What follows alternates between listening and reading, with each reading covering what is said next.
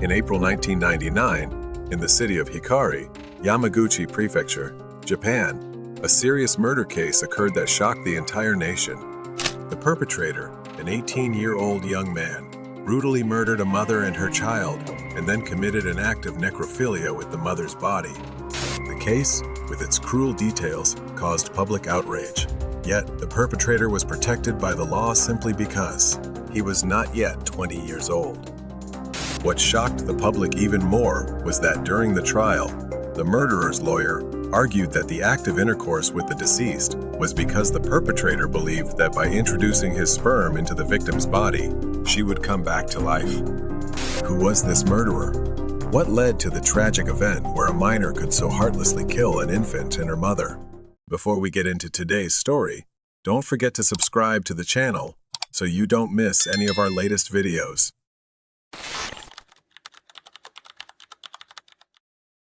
On the night of April 14, 1999, a typical evening like any other in the town of Hikari, Yamaguchi Prefecture, Japan, 23-year-old Hiroshi Motomura had just finished a long day of work and was eagerly heading home.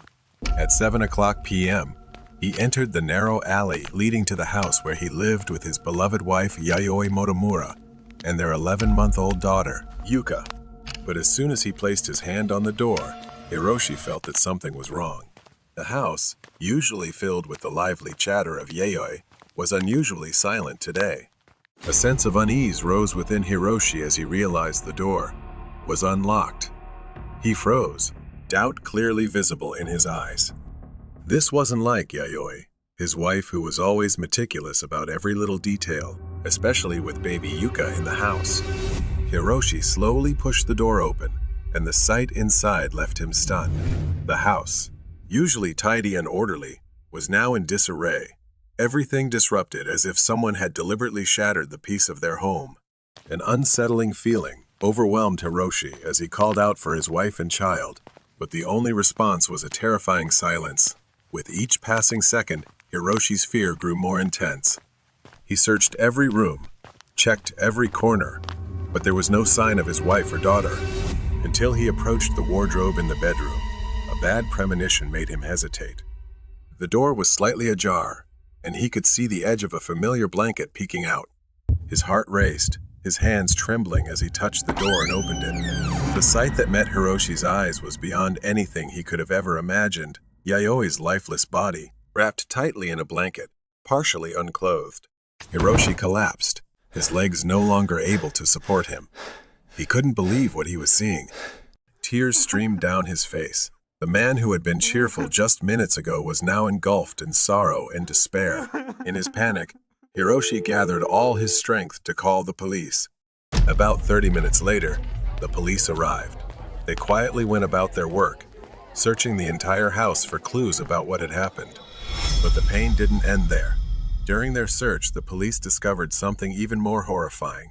The tiny body of Yuka, Hiroshi and Yayoi's daughter, was found stuffed inside a black plastic bag, hidden on top of a storage cabinet. The home that was once filled with laughter and happiness was now only a scene of death and despair. Hiroshi watched in agony as the police carried the bodies of his wife and daughter out of the house. Questions flooded his mind. What had happened? Who could be so heartless? And why his family? That night turned into an endless nightmare for Hiroshi, a nightmare from which he knew he would never wake. Just 4 days after the horrifying crime, the police located and arrested the perpetrator at an internet cafe near the crime scene. What shocked the public even more was that the murderer was a teenager, just 18 years old. His name was Takayuki Atsuki, born on March 15, 1981. The fact that someone so young could commit such a brutal act sent shockwaves throughout Japan. According to Takayuki, around 2 p.m. on April 14th, he had meticulously planned and prepared to carry out his heinous crime. He disguised himself as a plumber, carrying all the necessary tools like a professional, and broke into Yayoi's home. With an unremarkable appearance and inconspicuous clothing, Takayuki easily approached the house without arousing suspicion from the neighbors or anyone else. As soon as he entered the house, Takayuki immediately lunged at Yayoi, grabbing her tightly. However, Unlike what he had anticipated, Yayoi fiercely resisted. She struggled, trying desperately to break free from the tight grip of her attacker. In her panic, she screamed, fighting back with all her small, fragile strength. But the strength of a frail woman like her was no match for the brutality and determination of a depraved individual. Faced with Yayoi's fierce resistance, Takayuki became even more violent. He didn't hesitate to use force to subdue her.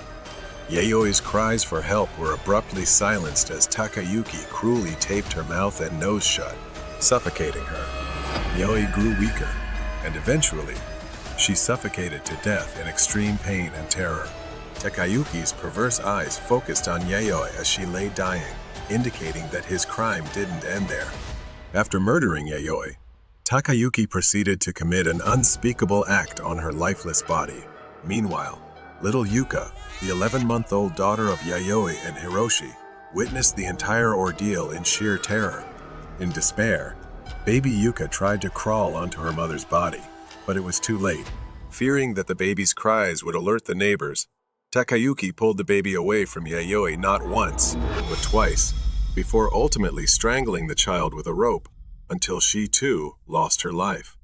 Takayuki Otsuki, an 18-year-old teenager, had taken the lives of 2 innocent souls on that fateful afternoon, and yet he continued to live as if nothing had happened.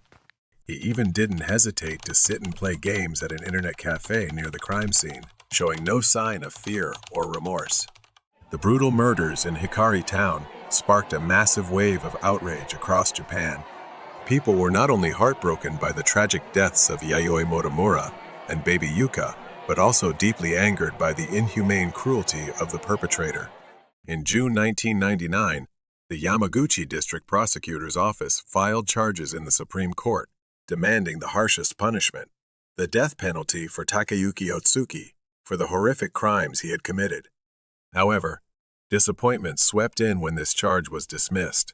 The primary reason was that Takayuki was not yet 20 years old, the age at which one is legally considered an adult in Japan. At the time of the crime, Takayuki was only 18, and thus he was still classified as a minor. According to Japanese law, minors are entitled to protection both physically and mentally. This legal stipulation caused widespread outrage, as many people believed that Takayuki's crime had far exceeded the limits of what could be considered juvenile delinquency. What stands out in this case is not a tense battle of wits between the police and a cunning criminal because, after committing the crime, Takayuki left behind plenty of evidence and clues at the scene. These clues were so evident that the police were easily able to trace them and quickly apprehend him. What truly captivated the public was the arduous journey of Hiroshi Motomura as he sought justice for his wife and daughter. At the first trial in March 2000, Hiroshi Motomura appeared holding a photograph of his wife and daughter, but as he stepped into the courtroom, he was immediately stopped. The judge argued that the victim's family holding the photograph in court could influence the defendant's psychology and emotions. Takayuki Otsuki, who was still considered a minor under Japanese law. Takayuki Otsuki entered the courtroom with a cold, emotionless demeanor, the slippers on his feet further highlighting his contempt for the court, the law, and especially the victim's family. He stood before the court without a trace of remorse, and the room fell silent in the face of the chilling nonchalance of the young killer. Takayuki began explaining his motive with a tone of excitement. He claimed that violating Yayoi after she had died was not a random act, but was to follow a resurrection ritual described in the book Reincarnation of Demons by the novelist Futaro Yamada. Takayuki stated this with such seriousness as if he genuinely believed in the absurdity of it, leaving those in the courtroom feeling deeply unsettled. He further explained that placing baby Yuka in the closet was to help Doraemon, the beloved cartoon character of many Japanese children, step out from a time machine. And the reason he disguised himself as a plumber, Takayuki said, was simply to mimic Super Mario, the video game character. His statements were not only bizarre, but also so delusional that it seemed as though he had blurred the lines between reality and fantasy, between life and comic book stories, or video games. A heavy silence hung over the courtroom, as no one knew how to respond to the killer's fantastical and deranged testimony. Everyone remained silent, their hearts filled with fear and disgust. How could an 18-year-old boy view murder as a game, as a mere imitation of fictional characters he admired?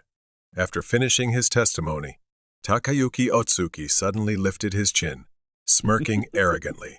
His gaze, unflinching, was directed straight at the victim's family. His eyes held a challenging look, as if to say he feared nothing and felt no remorse. Takayuki stood there, staring at those engulfed in grief, as if wanting to deepen their pain. It wasn't until his defense attorney signaled that Takayuki reluctantly bowed his head, pretending to show regret. In a cold voice, he said, "I'm very sorry, I did something unforgivable." Despite the insincerity in Takayuki's words, the judge interpreted this as a sign that the offender had a desire to repent. These words were considered a mitigating factor, leading to an astonishingly lenient sentence for Takayuki. The judge immediately dismissed the charge of life imprisonment, instead proposing a reduced sentence based on Takayuki's remorse.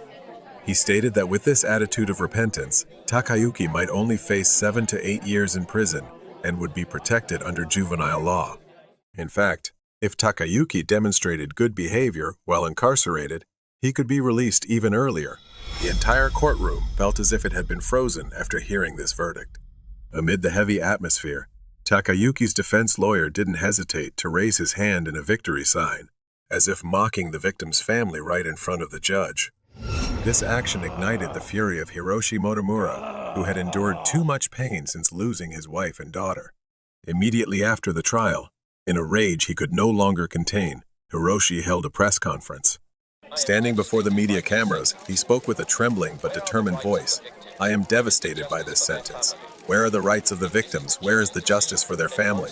If this is the judge's decision, then once he is released, I will kill him with my own hands." He knew that he could no longer rely on anyone else to seek justice for the loved ones who had been taken from him. Throughout the lengthy, intense trial, the criminal Takayuki Otsuki was not only protected by the loopholes in the legal system, but also displayed a cunning and deceitfulness that was hard to believe. Each time he appeared in court, it was as if Takayuki was performing in a play where he was the lead actor, always knowing how to change the script to create confusion and distort the truth. At every hearing, Takayuki would present entirely different statements, often contradicting what he had said previously. One day, he might admit to part of his crime, but the next day, he would deny everything, blaming his circumstances or even the victim. This continuous and unexpected shift in his testimony not only complicated the investigation, but also made convicting him a dead end. While in prison, Takayuki continued to correspond with some friends through letters, but instead of expressing remorse, his letters were filled with arrogance and disdain, provoking anger in anyone who read them. One of the letters that Takayuki sent to a friend in prison was made public, and it quickly became the focus of attention. In the letter, Takayuki not only compared his acts of murder and rape to the behavior of an animal, but he also blatantly denied his own responsibility. He wrote, "It's just a male dog walking down the street, and it happens to meet a cute female dog, and the male dog naturally mounts her. Is this also a crime?" His words were filled with offense and inhumanity, as if he didn't understand, or deliberately refused to understand, that his crime had taken the lives of 2 innocent people and caused unbearable pain to their family. But what was even more frightening was the arrogance and contempt for society that Takayuki revealed in the letter. He continued, "In the end, this world is ruled by evil.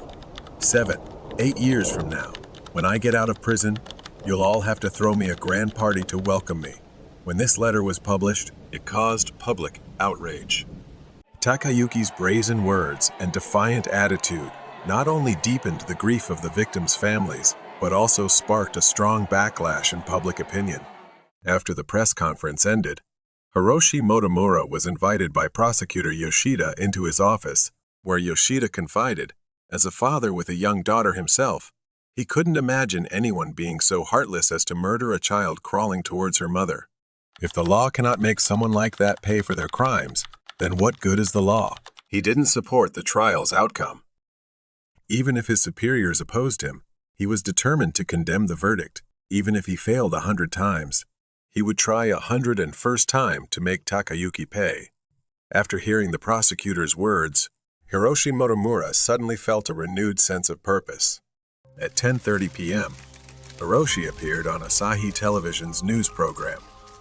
He wore glasses, his face gaunt, but the anger and agitation were gone. Hiroshi Motomura pointed out that Japan's criminal procedure law completely fails to protect the rights of the victims' families, leaving them at a disadvantage. His statement sent shockwaves throughout the country. Japan seemed to wake up to the injustice that the legal system had caused. Even the then Prime Minister of Japan, Obuchi Keizo, could not ignore the power of Hiroshi's speech. He acknowledged that the current legal system had significant shortcomings in protecting the rights of the victims' families and promised to come up with a solution as quickly as possible. This promise from the Prime Minister sparked a new glimmer of hope for Hiroshi and others fighting for justice.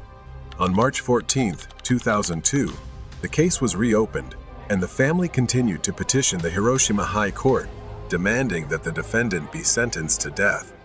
However, this request was again denied, with the reasoning that the defendant had committed the crime shortly after turning 18 and his thinking was still immature. Despite the rising anger and pressure from the public, the court decided to uphold the life sentence, arguing that it was an appropriate punishment for a young man who was not yet fully mature. On April 22, 2008, at the Supreme Court of Japan, with the support of 4,000 citizens, Prosecutor Yoshida was determined to push for the highest possible sentence for Takayuki, capital punishment. This trial took place in a tense and dramatic atmosphere, markedly different from the previous ones. Takayuki Otsuki, who had previously appeared calm and arrogant in earlier hearings, suddenly changed his strategy this time. He completely denied all previous accusations, causing confusion in the courtroom. Yoshida, with determination and experience, found himself facing a jury of 21 renowned defense lawyers, all siding with Takayuki. One dan I Ariel, Reda Tayugor.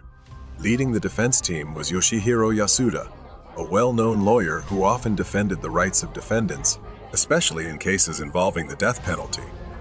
In this trial, the defense lawyer claimed that Takayuki had no intention of killing Yayoi and her daughter on that fateful night. He argued that Takayuki only meant to scare them, and his actions spiraled out of control, but he never intended to cause their deaths. In an attempt to mitigate his client's punishment, the defense presented a series of emotional arguments during the trial. He began by emphasizing the tragic circumstances surrounding Takayuki Otsuki, who, according to him, had endured the pain of losing his mother at a young age. The lawyer explained that Takayuki's mother had committed suicide, leaving an irreplaceable void in the defendant's heart. According to the lawyer, Takayuki became sorrowful and desperate without his mother, leading him to commit the crime. The lawyer continued, arguing that on the night of the crime, Takayuki had no intention of raping the victim when he entered the house. Instead, he was searching for the warmth he once received from his deceased mother.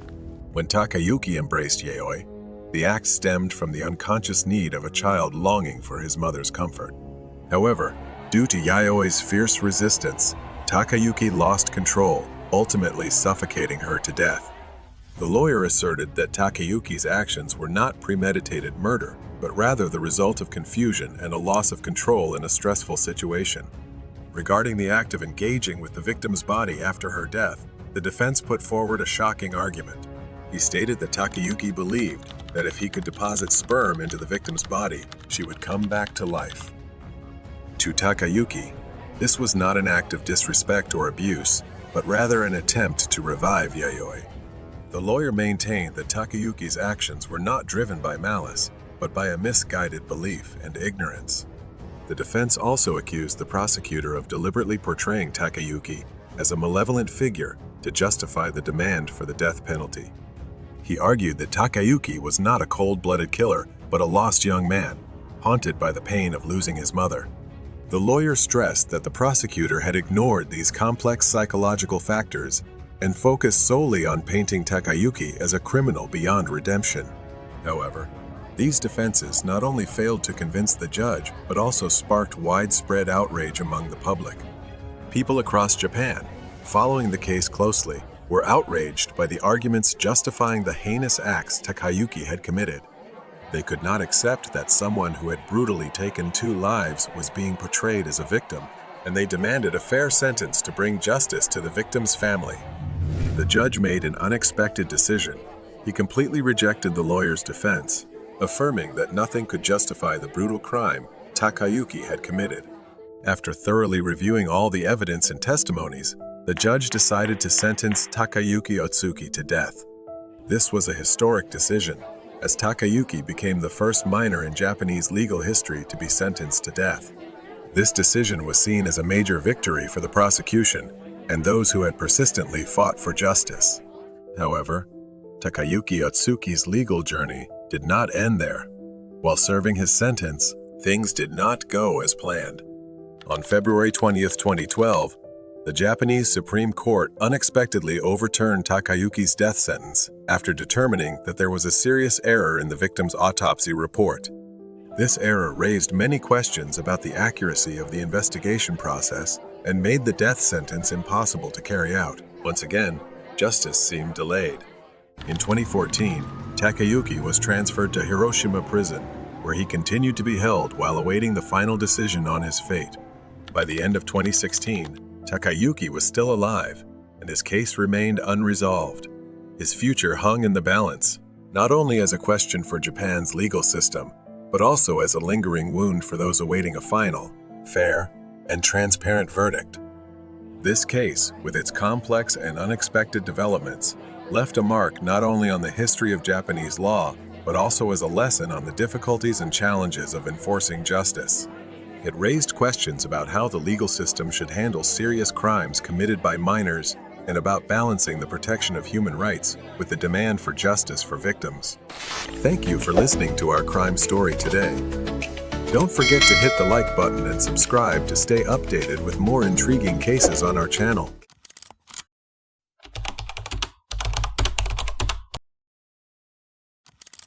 On July 16, 2000, in an apartment in Yamaguchi, Japan, a 16-year-old boy brutally beat his mother with a baseball bat. The mother screamed in desperation, her eyes filled with terror as she became the victim of her own son. He struck her repeatedly, so many times that he couldn't remember how long it lasted. It was only when the floor was soaked in blood and the woman's face was completely disfigured that he finally stopped. Just a few months later, the 16-year-old boy went on to murder 2 other girls, then horrifically desecrated their bodies. Immediately after being arrested, he declared that the reason for the murders was his craving for the same pleasure he felt when killing his mother, and he wanted to see blood. This killer made himself one of the youngest serial murderers in Japanese history. Before we dive into today's story, don't forget to subscribe to the channel so you won't miss any of the latest videos. On the evening of July 16, 2000, in Yamaguchi City, Japan, the usual warm and cheerful atmosphere enveloped a small neighborhood. In the gentle light of the sunset, families gathered around the dinner table, sharing stories after a long day of work, with joyful laughter echoing throughout the streets. Suddenly, this peaceful ambience was shattered by the scream of a woman. The agonizing sound disrupted the tranquility of the small neighborhood. Residents hurried out of their homes, gathering with anxious, intense expressions, knocking on doors to ensure that the strange sound wasn't a sign of something terrible.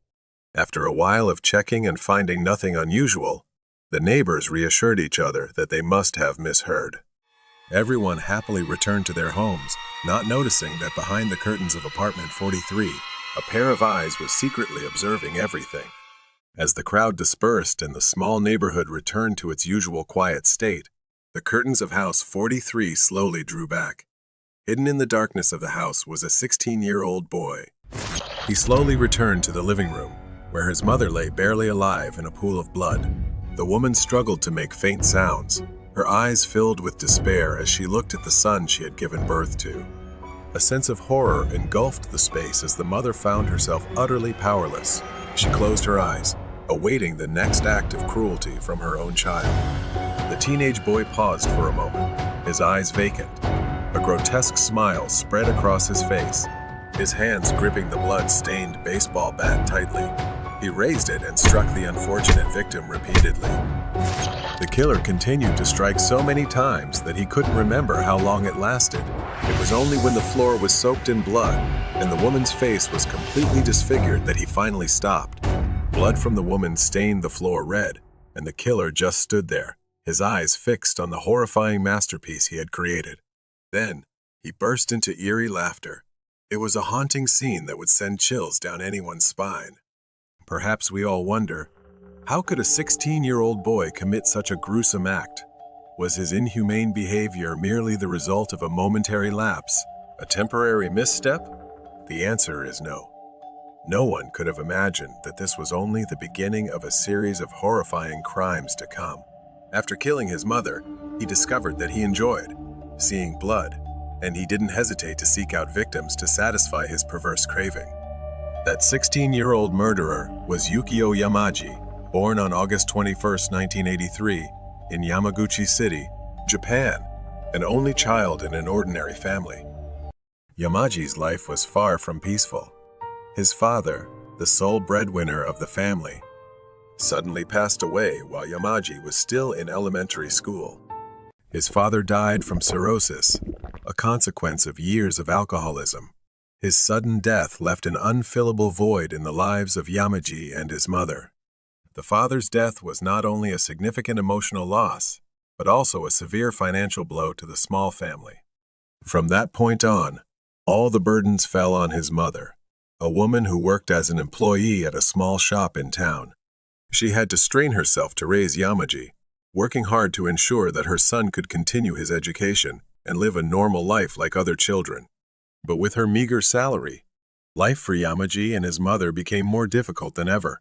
Every penny earned had to be carefully calculated. Every meal, every piece of clothing had to be carefully considered. Yukio Yamaji was never a standout student at school. He didn't have any notable academic achievements and often withdrew into himself, staying away from the crowd. Other children could easily make friends and play together, but Yamaji chose to remain silent and isolate himself. His silence wasn't merely a result of shyness, it was also a sign of the distorted thoughts quietly growing in his mind. He rarely spoke to his peers, especially with girls, and when he was forced to communicate, his words were often brief, dry, and sometimes filled with an inexplicable coldness. To Yamaji, the world around him was an alien place where he found no empathy or joy. But Yamaji's silence and withdrawal didn't mean he completely adhered to school rules. On the contrary, he was known for his rebellious actions, as if they were the only way he could express his emotions. Once, in a fit of anger for reasons unknown, he shattered a window at school, startling the teachers and other students. This act left a negative impression on the teachers and his classmates, making them even more wary and distant from him. When Yamaji graduated from middle school, he decided to drop out. He saw no bright future in continuing his education, and instead, he chose a path of independence, even though it meant facing new challenges. He took a job delivering newspapers around town, a job that required patience and consistency. But even in this simple job, Yamaji found no joy or peace. During his time delivering newspapers, Yamaji happened to meet an older woman at a toy store. Their relationship, which began with casual conversations, quickly developed into something more special. To Yamaji, this woman brought him a new sensation, a sense of care and warmth that he had never experienced before. He felt understood, cared for, and perhaps for the first time in his life, he felt important to someone. But the age difference between them soon became an issue. When the woman realized that she was an adult, while Yamaji was just a teenager, she decided to end the relationship. For Yamaji, this was a significant shock. He tried to hold on, but the undeniable age gap made the differences between them increasingly apparent. At the same time, Yamaji's mother discovered the relationship. As a mother, she was worried for her son, feeling that her immature child had been lured into an unhealthy relationship by the older woman. In an effort to protect Yamaji, she called the woman, demanding that she cut off all contact.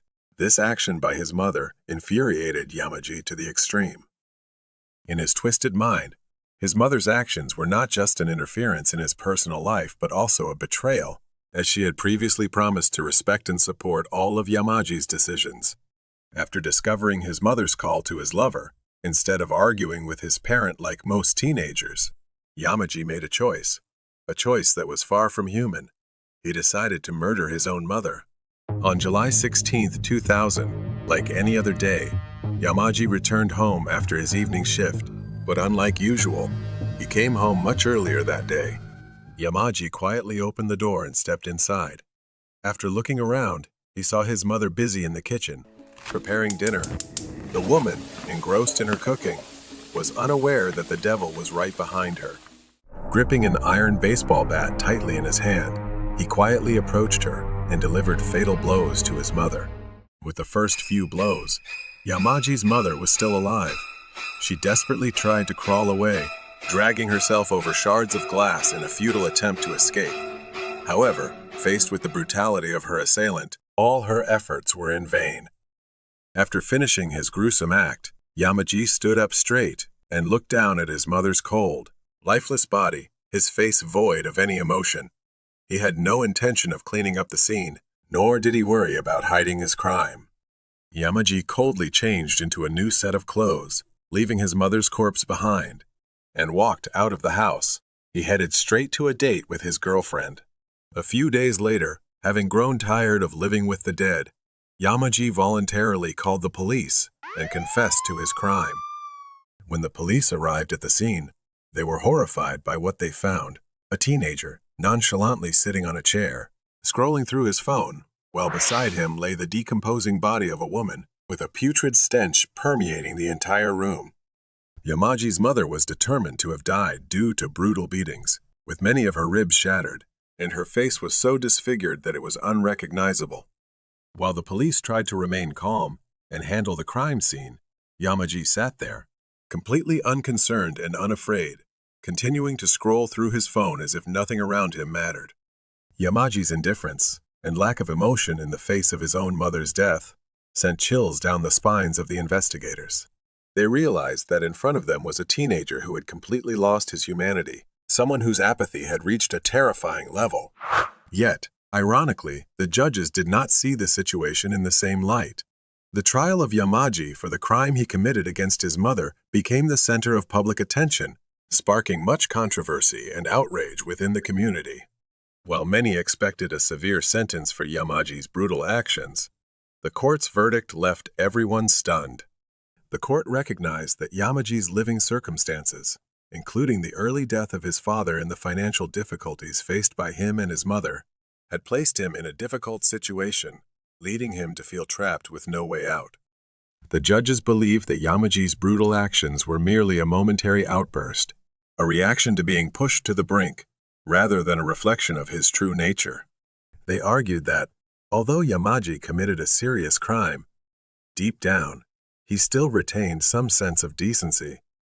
More importantly, the court asserted that Yamaji had not originally planned to commit murder. They concluded that he was not a cold-blooded killer, but rather a teenager caught up in an uncontrollable emotional storm. Believing that Yamaji was a reformable individual, the court decided to send him to a juvenile reform center in Okayama instead of imposing a heavy prison sentence. This decision by the court effectively allowed the killer to continue his path of crime, giving Yamaji another opportunity to kill. During his time at the reform school, Yamaji obtained several qualifications, including certificates in welding and handling hazardous materials. He also underwent psychological evaluations that revealed he suffered from a developmental disorder, which made it difficult for him to form lasting relationships. After 3 years of rehabilitation, in 2003, Yamaji was finally pardoned and released back into society. Authorities may have believed that Yamaji had changed, that he had learned from his mistakes and could start a new life. However, the reality was far from what people hoped. After being released, Yamaji proved that the brutality within him had never disappeared. It had only been temporarily suppressed, only to resurface with even greater ferocity than before. After being pardoned and leaving the reform school, Yamaji moved to a different city to start his life anew. He found a job at a pachinko parlor, a type of gambling establishment popular in Japan. The days working at the pachinko parlor passed without much incident, Except for the occasional trips Yamaji made back to his hometown during his days off, still haunted by memories of his former girlfriend. He wandered through familiar streets, hoping to reclaim something from his past, but these efforts were in vain. The woman he once loved was no longer there, and the past seemed to have faded away forever. Unable to find solace, Yamaji began to tread the path of crime once more. He was repeatedly accused of stealing money from various pachinko parlors. He started associating with unsavory characters in the underworld of pachinko. Together with these individuals, Yamaji traveled across Japan, frequenting hostess clubs, places where men would go after work to be entertained by beautiful women who served them drinks and engaged in conversation. But even with these new experiences, Yamaji could not find any comfort. His frustration, boredom, and insecurity continued to grow, leading him to once again seek a new place to call home. Yamaji started a new life in an apartment complex in Osaka. There, he happened to meet two sisters, Asuka and Chihiro Uehara, who were his neighbors in the complex. Yamaji was immediately captivated by the beauty of the two girls, especially Asuka, who bore a resemblance to the woman he had once dated. The sight of Asuka brought back memories of his past, and in Yamaji's mind, a dark plan began to take shape. He started to secretly follow Asuka, observing all her daily activities. He wanted to know every detail of the young woman's life, from where she worked to the friends she met. On November 16th, after days of surveillance, Yamaji felt it was time to act. Certain that no one else lived in the apartment with the Uehara sisters, he decided to break in. When Yamaji entered, neither of the Uehara sisters was home, so he found a hidden spot, lying in wait for the right moment. The next day, when Asuka and her younger sister Chihiro returned home after a long day, they had no idea that a nightmare was waiting for them inside their own apartment. Without making a sound, Yamaji hid behind the door, his eyes following every step the sisters took. As soon as the door opened, Yamaji lunged out from within like a predator, overpowering both girls before they could comprehend what was happening.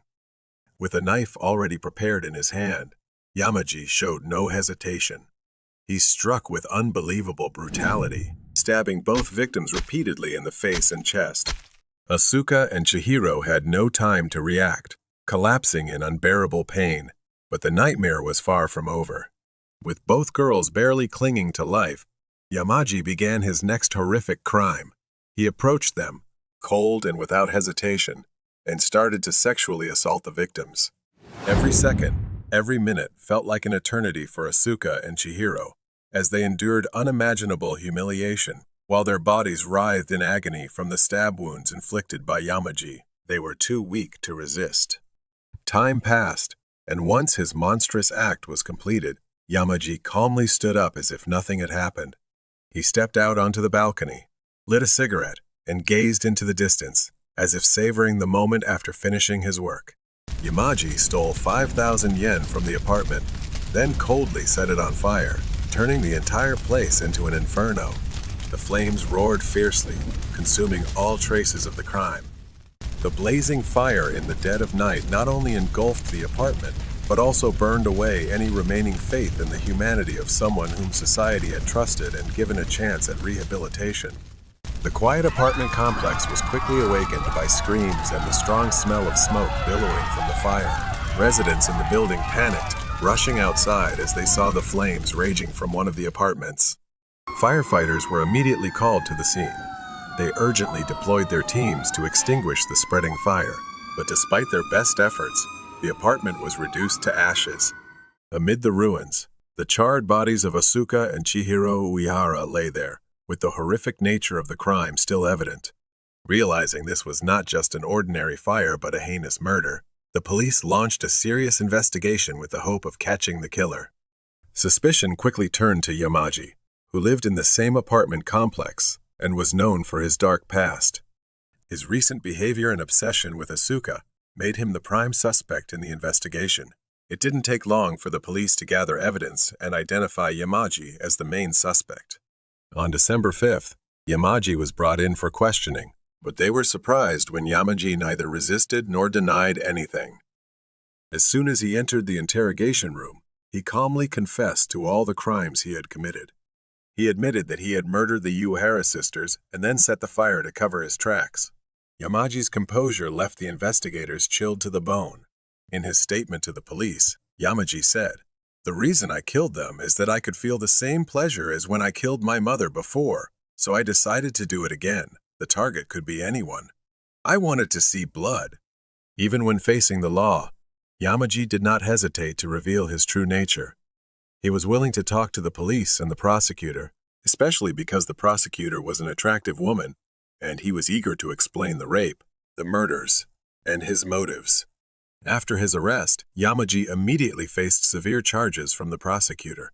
He was accused of committing 2 brutal murders that had shocked society. But while the prosecutor was determined to bring Yamaji to justice, his defense lawyers were doing everything they could to protect him.